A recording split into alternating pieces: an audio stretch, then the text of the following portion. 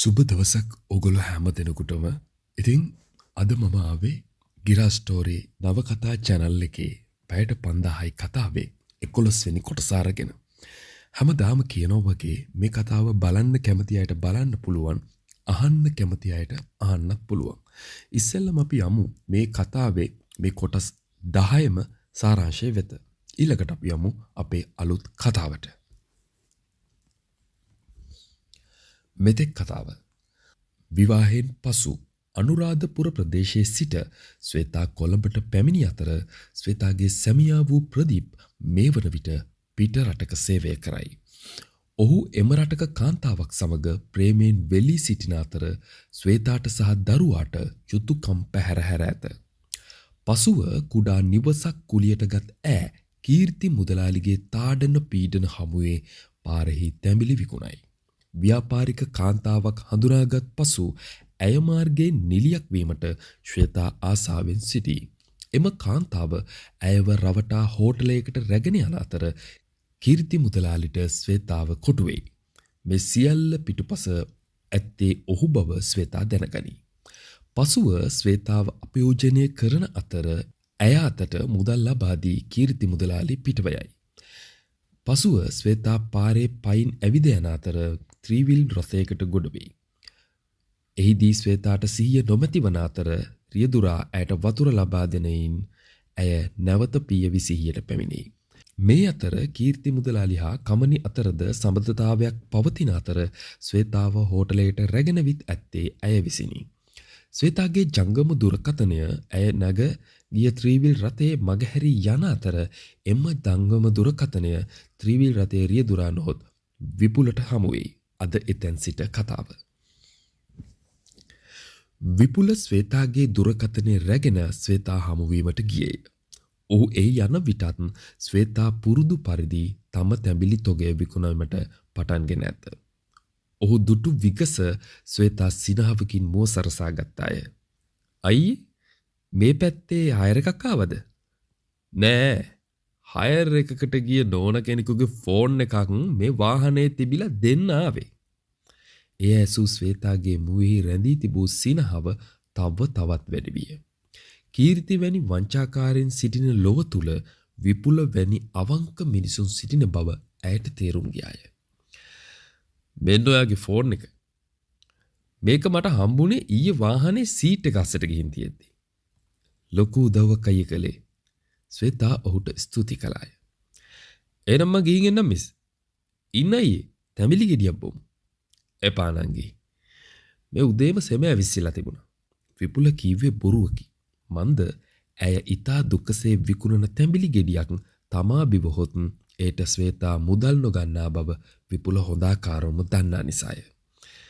එහෙනම් තේකක් බොමුදයි. හා එහෙනම් තේකක් බොමු. කියමින් විපුල වාහනය පසකට කර නවත්වා ශ්වේතාගේ තැඹිලි ගොඩ දෙස බැලුවේ. කොහෙන්ද මිස් මේ තැඹිලි ගන්නේ? එය ඇසූ ශ්වේතාට කීර්ති මුදලාලි මතක් විය. ඇය නොදැනුවත්වම ඇයගේ දැසට කඳුළු නැගෙන්නට විය. මං මුකුත් වැරදි දෙයක් ඇහුවද? විපුල ඇසුවේ ප්‍රශ්නාර්ථ ස්වභාවයකින්. නමුත් ඒට කිසිවක් නොකියා ශ්වේතා අයියා ඉන්න මං තේකක් හදාගෙන එන්නම් කියමින් ඇය නිවස තුලට ගියාය.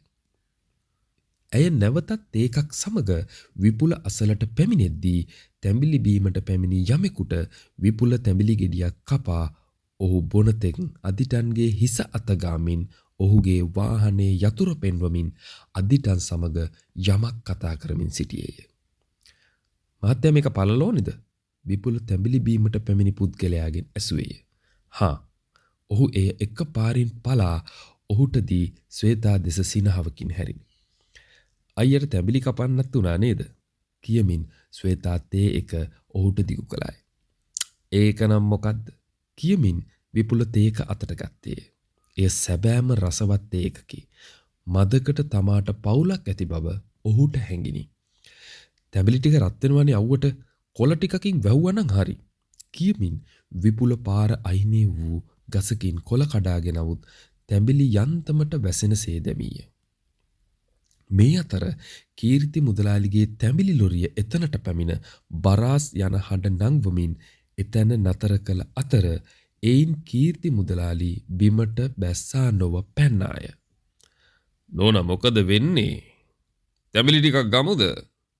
කීර්ති මුදලාලි ශ්වේතාගෙන් ඇසුවේ. ඔහුගේ හඬ ඇසුණු සැනින් ශ්වේතාගේ දැස් කෝපයෙන් රතු විය. අද ඕනේ නෑ. කොහොමටත් ආය ඕන වෙන එකකුත් නෑ. මොකද අපේ මම ආයි මේ ලොරිය තැඹිලි විකුණන්නේ නැහැ. එහෙනම් වෙන ලොරියකින් ගෙනල්ලා බාන්නද? මොකද තැඹිලි නැතුව මයියොක්ක විකුණන්න හිතුණද? මට තමුසෙගේ කියලා ගෑවිච්ච කිසිම දෙයක් මෙතන විකුණන්න ඕන නැහැ. මුදලාලි මගෙන් මුකුත් අහගන්නේ නැතුව ඔය වාහන කබලත් අරගෙන මෙතනින් තොලොංචි වෙලා යනවා. මේ එහෙම කියන පදේට නැටුවනම් අද මේ කීර්ති මුදලාලි පස්සට හැංගිලා හුඟක් කල්. ඔය එදා අද්දේ කල්ලන් වැඳ වැටිලා අද මෙතන සත්තම දාන්නේ මේ හොරිකඩේ කිට්ටු කරගත්ත හින්දාද? කීර්ති මුදලාලි විපුල දෙස බලා සමච්චලයට උස් හඬින් කිව්වේ. මුදලාලි මේ අනවශ්‍ය විදිහට මට නිකන් කතා හදාගෙන ඉන්න එපා. මම මේ ප්‍රශ්න ගැන අගක් බුලක් මුකුත් දන්නේ නැහැ. හැබැයි මට ඒක දැනගන්න උවමනාවක් තිබුණොත් මං ඒක දැනගන්න විදිහක් දන්නවා. විපුලද උස් හඬින් කීර්ති මුදලාලිට පැවසුවේ. මේ ඇටිකිත්තෝ අර වතුර ටැංකිය ගාව පාක් එකේ ත්‍රිවිල් හයර් කරන්න උඹ නේද? මට උඹ හොඳට නෝට්. ඔව් මටත් මුදලාලිව හොඳට නෝට්. මේ ඇටිකිත්තට මම කියන එක තේරෙන්නේ නැහැ. එක්කෝ එදා මගේ කොල්ලන්ගෙන් කාපුව අමතක වෙලා වෙන්නේ නැති. එසේ කියූ කීර්ති මුදලාලි විපුල දෙසට ඇවිද ගියේ. මදක් ඔහු වටේ රවුමක් කැරකී ලොරියේ සිටි ගෝලයාට කීර්ති මුදලාලි කතා කළේ. කමල් මූ මොකටද බං අර එදා අපේ උන්ගෙන් ගුටි කෑවේ? අපේ උන් ත්‍රිවිල් එකේ යන ගමන් අරක්කු බිබී ගිහිල්ලානේ මුදලාලි. උන්ගේ බයිට් වාහනේ හැමතැනම ගෑවිලා කියලා මූ අපේ උන්ට සත්තමක් දාලා තිබුණා. ඒ පාර අපේ උන් මූට නෙලලා තිබුණා ඉස්පිරිතාලේ හිටින්න. ඒ ඇසූ සැනින් කීර්ති මුදලාලිට සිනා පහළ විය. ගුටි කාලත් මුගේ කටේ අඩුවක් නැහැ. අරකිටත් ඇති වෙන්න හම්බෙලත් කටේ අඩුවක් නැහැ. මම හිතන්නේ මේ නැති බැරි උන්ගේ හැටියක් මේක. එය ඇසූ විපුලගේ දැස් ලැජ්ජාවෙන් රතු විය. ඔහුට එසේ වැඩි හරියක්ම සිදු වූයේ ශ්වේතාට එය ඇසුණු නිසා විය යුතුය.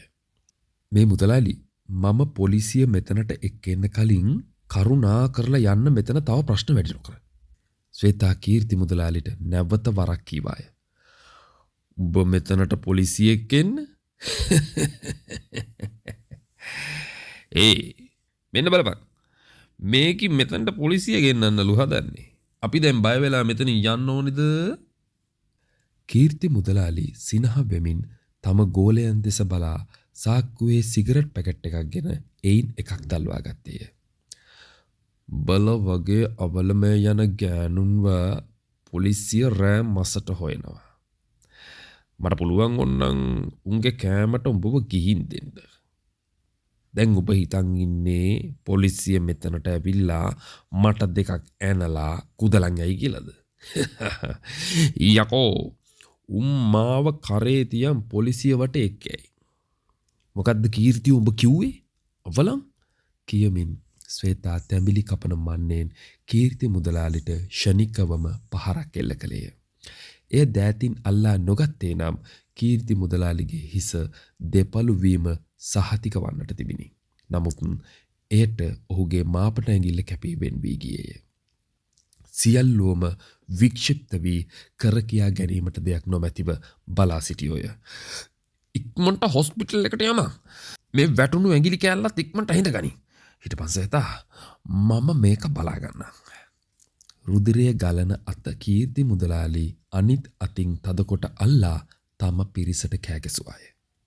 ඔහුට අවශ්‍ය වන්නේ මෙතන තවත් කාලය ගත කිරීමට නොව වහා ඔහුගේ අත බේරා ගැනීමටය. එහෙයින් විශාල ගැටුමක් ඇතිවීමට ප්‍රථම කීර්ති මුදලාලි තම සගයන් සමග ස්පිරිතාලය බලා පිටත් විය. මේ සියලු දේ බලා සිටි විපුල තවමත් නොසෙල්වී ශ්වේතා දෙස බලා සිටියේය. ශ්වේතාද තම මන්නය දෑතින් බදා රතු වූ දෑස් ලොකු කර කීර්ති මුදලාලි නැගී යන ලොරි රථය වෙත තවමත් දත්මිටිකමින් බලා සිටියාය. විපුල වහා දුව ගොස් ඇයගේ අතින් මන්නේ උදුරාගත්තේය. ඔයා මොකද්ද මිස්සේ කළේ? දැන් ප්‍රශ්නයක් නෑ. මොකක් හරි වුණොත් මං ඒ වෙනුවට පොලිසියට යන්න. මිස් පුතාව තනි කරලා දාලා යන්න ඕනේ නැහැ. අයියා මේවට පැටලෙන්න එපා. පටන් ගත්තේ යානම් මේක ඉවර කරන්නේ මම. ඔයත් එක්ක ඌට තියෙන තරහ මොකද්ද මේ තරමට? විපුල ශ්වේතාගෙන් නැසුවේය. ඌ මාව නැති කළා. මගේ ආත්ම ගරුත්වය නැති කළා. මාව රවට්ටලා බලෙන් එක්කන් ගිහින් කරන්න ඕන සේරම කළා. මොකක්? කෙලින්ම කිව්වොත් ඌ මාව අපයෝජනය කළා. මම මන්නෙන් ගහුවේ ඉවරයක් වෙන්නමයි. විපුලට කිසිවක් කර කියාගත නොහැකි තැන ගල් කැසී ගියේය. හරි, ඒ වුණාට අපි මේක මේ විදිහට නෙමෙයි ඉවර කරන්න ඕනේ. මොකද මටත් තියෙනවා ඌත් එක්ක ප්‍රශ්නයක් විසඳගන්න. අපි මේක කරන්න ඕනේ මොලෙන්. මට මේ තත්ත්වෙ උඩ ඔයාව මෙතන දාලා යන්න බෑ. දැන් මම මෙතනින් ගියොත් පොලිසියට කතා කරලා පොලිසිය මෙතනට ගෙන්නලා ඔයාවත් අරන් යන්න පුළුවන්. මම පොලිසිය එනකන් මන්න පී අතේ තියාගෙන මෙතනට වෙලා ඉන්නවා. අයියා මේකට ගෑවෙන්න එපා. මම අයියට එකපාරක් කිව්වනේ. මිස් මේ මගෙන් කුණුවර පහ ගන්න නැතුව ගෙට ගිහින් දොර වහගන්න. මේ ප්‍රශ්නේ මම බලා ගන්නම්. මට ඇති වෙන්න දෙයක් නෑ, නැති වෙන්න දෙයක් නෑ. හැබැයි මිස්ටර් දරුවෙක් ඉන්නවා. ඒ ළමයාට ඉන්නෙත් මිස් විතරයි. අන්න ඒක අමතක කරන්න එපා. ශ්වේතා යම හඬට කීකරු විය. ඇය තම දරුවා ආදරගෙන ගෙට ගොස් දොර වසා ගත්තාය. ඉතින් පැයට 5000යි කතාවේ 11 වෙනි කොටස අදට ඉවර වෙනවා. ඇත්තටම අද ඕගලන්ට පොඩි වෙනසක් තේරෙනවා ඇති මේ රෙකෝඩින් වල. ඒකට හේතුව මම රෙකෝඩ් කරන මගේ ස්ථානය මේ මොහොතේ අලුත් වැඩියාවක් කරන ගමන්. ඉතින් ඒ වෙනුවෙන් ඕගලන්ට දැනෙන අපහසුවට මම ඕගලන්ගේ සමාව ඉල්ලා සිටිනවා. ඇත්තටම මේ වෙනකන් මාව අහන් හිටපු ඕගලන්ට ගොඩක් ස්තුතියි.